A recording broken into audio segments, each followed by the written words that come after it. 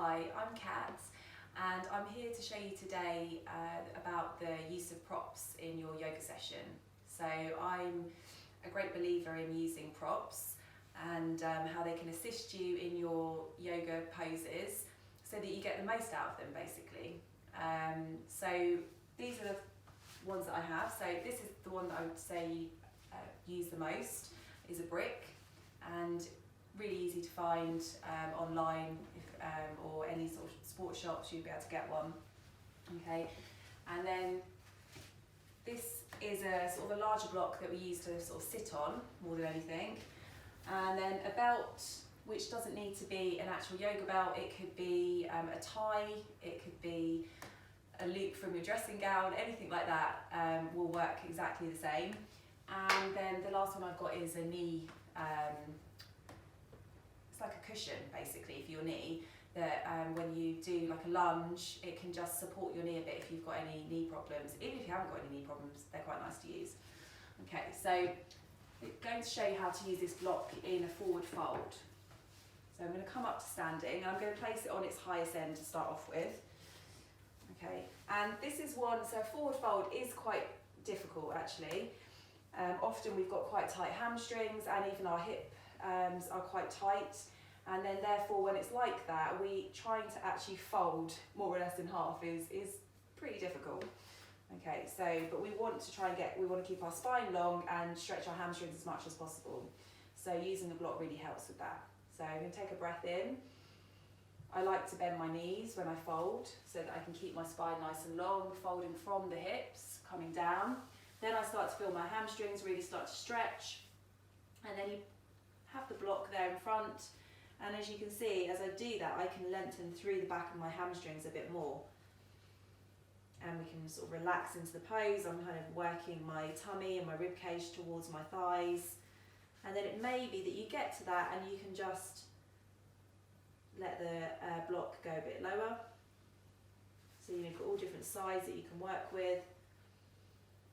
And it may be that you can get just your fingertips there, maybe your hands. But I think when you really want a nice hamstring stretch, the block can be helpful. It may be that you don't need it, but I would, give it a go. I'm using it. Okay, so that's one way I like to use the block. I'm just going to come out of this pose. Okay, and then coming down, back to centre. So another way that this block's really helpful is when it's called Parsvakonasana, and it's a really strong hamstring stretch. So as you can see here, I've got the block to the inside of my front foot. My feet are hip distance apart. So when we're in this pose, it's like you're on a train track rather than a tightrope. Okay, so the fold is coming from here. I'm trying to keep as much length through the back of the hamstring as I can. So taking a breath in, and then as you exhale, folding over that front leg. Now if I didn't have the block, this is kind of probably as far as I'm going to go with that. Okay, maybe you can place the hand on the leg, but if by having the block, I can then, again, we could have it on the highest side, I can keep this length through my hamstring, I can relax the upper body, so I'm not creating tension elsewhere. Again, you've got the options of lowering that down. So it's really helpful to get a lot out of this stretch. So if we don't have the block, sometimes what I find or I see in class is that we've got our leg like this, there's a bend there because we literally can't fold over that leg and bring the hands down. And actually then we're not really getting the stretch out of the hamstring. So by using this, we can get the stretch in the hamstring. So really helpful. Okay, I'm going to come out of this. Okay, coming back. And I'm going to show you how to use this in triangle. So triangle is a pose, it's actually a lateral side stretch more than anything, okay? And sometimes, because we're really trying to reach our hands to the floor, the whole pose changes. So I'm going to show you how this is helpful. So I'm going to come into triangle. I'm going to have my block here ready for me to use. I'm going to start it on its highest end. Okay, so the base of triangle is you've got your heel of the front foot in line with the arch of the back foot. Okay, so I'm getting that ready. Okay, pelvis is facing forward. Well, actually I like it just to sit where it wants to sit, if that makes sense. Okay, and I'm going to leave my hand just in my low back there, other arm out in front. Taking a breath in, as you inhale, you just start to reach forward with that hand. And then we can see now as I'm starting to bring that hand down, there's the block. Okay. We're going to inhale, roll that top shoulder up towards the ear and then round and back. And then this is, as I said, it's a side stretch here. So it's a lateral, from my foot all the way down my side. Going to inhale, sweep the arm up towards the ceiling.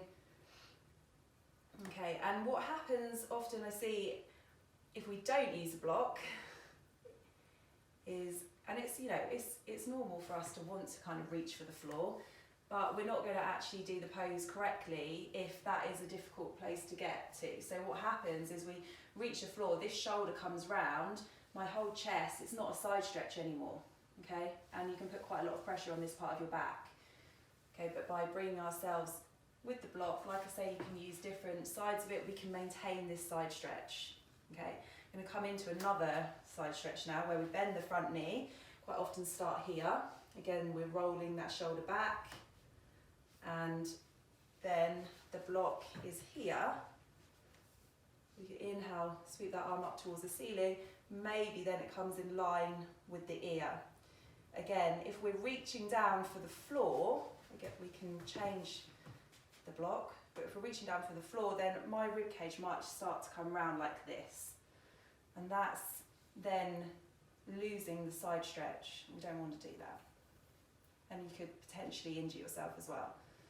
Okay, so we're going to bring the arm back, coming out of that. Good. And from here I'm going to come into, actually, a forward bend. So I'm going to have the block in front. So the heels are turned out, toes facing forward, take a breath in. We're going to fold, sit bones go out behind you, holding down. And it may be that you can get your hands down. When you're in a wider stance, often it's actually easier to get the hands down, but sometimes it isn't, okay? And then you can use the block here, and then you can really just feel that nice deep stretch into the legs. The upper body relaxes more, so when we're really pushing ourselves in a stretch to our limit, then actually the body often tightens up because it doesn't feel as safe. So when we give it something like a prop to assist us, it's like, oh, actually, this feels better. And then you relax into it more and you then stretch in that way that you really want to. Okay, so I'm going to come out of this, so just sweeping the arms. I'm going to actually bring the hands into the low back as I come all the way up. I'm going to walk the legs back in, give them a little shake out. Good. Okay, and I'm going to show you how this can be helpful. Place it here. Okay, so often we're coming into a lunge, and then just by having that pad on the knee. Now you could replace that with a blanket. That's fine, just pad out underneath your knee with a blanket. Sometimes you can fold the edge of your mat over, so you've got like a double layer mat. That can be a bit more fiddly though, so blanket. But this is just like a little knee pad. Again, I'm sure you'll be able to get that online. So you can just see how it just supports the knee a little bit. Not so bad here, but when you then come up to like a lunge here where the body's up, then you are putting more pressure through the knee. Okay, so again, really helpful when you start to come into these sort of poses. It's easy to, come from here into downward facing dog. You can easily just shift it over if you're coming over to the other side. Okay, and it's there again. And I would encourage you, if you find it a bit uncomfortable, even if you haven't got a knee problem, just to pad the knee out. Okay, so that's one way of using that. I often use a belt, so especially when I'm doing like stretches for the legs and the hips, I use the belt on the floor, but you can also use it for shoulder stretches. So one example would be, we bring the hand in between the shoulder blades here and we reach to link the fingers.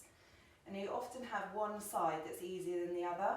So this side's my easier side, and you'll watch now as I come over to the other side. And that's usually because you're dominant on one side. So as I come round here, I can just about reach, but not in the same way. So a belt can be really helpful because we can do the same pose, but we've got the belt. And then there we can actually really feel this stretch then. So helpful to have one of these. And I'm going to show you how I use it with the legs. So like I say, I often use these for hip openers. So we use the belt here to help support the leg. And we can take it in one hand. So I'm not going to talk you all through, I'm just going to show you how we might use the belt. Okay.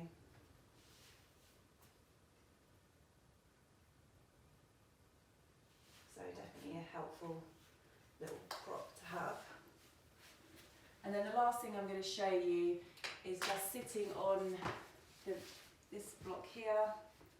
Often when we try and come into a forward fold, if we've got tight hip flexors here, then trying to come forward here is really quite challenging and difficult and uncomfortable. So when we sit on a block, our pelvis just can start to tilt forward a little bit.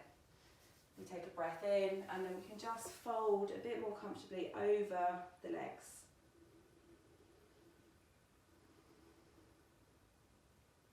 So again, if you know that, and maybe sitting cross-legged, you find that quite uncomfortable, this can help soften you through the hips. Often if you're tight here, then the knees seem to be up really high, but the block can just help you relax through the hips and just get a more comfortable, soft pose. Okay, so I hope that's been helpful and might encourage you to use blocks when, because I'll encourage you to use them in sessions that I'll teach, but sometimes we're reluctant to do that because we feel that we're maybe not doing the pose to the full extent that we want to, but actually by using a prop, you more likely will be able to do the pose to a deeper point, and you get much more out of it yourself. Okay, thank you.